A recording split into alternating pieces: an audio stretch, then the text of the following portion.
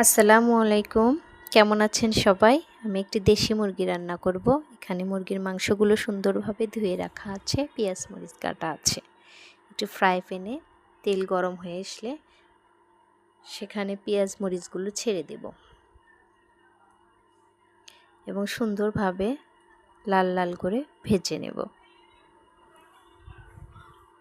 অল্প আঁচে ভাজতে হবে।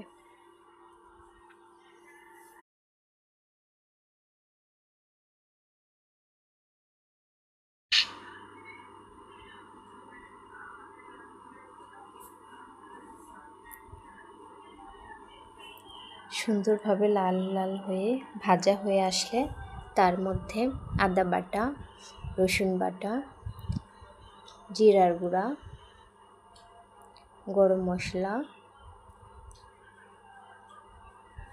লবণ, হলুদ এবং একটুখানি মরিচের গুঁড়া দিয়ে ভালোভাবে কষিয়ে নেব।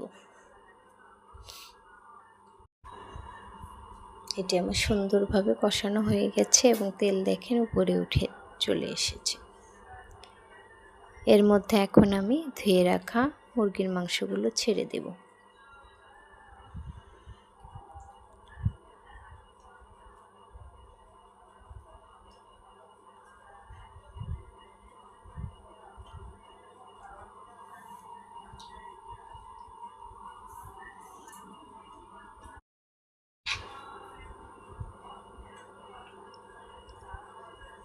মাংসগুলো সুন্দরভাবে কষিয়ে নিতে হবে।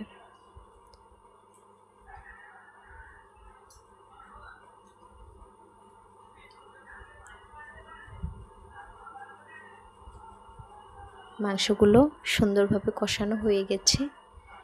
এর মধ্যে এখন আমি পরিমাণ মতো পানি দিয়ে দেব।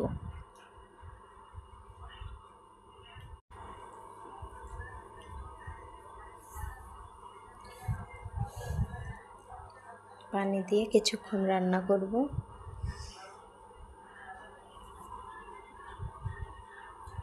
সুন্দরভাবে নেড়ে নেড়ে দিতে হবে যেন লেগে না ধরে।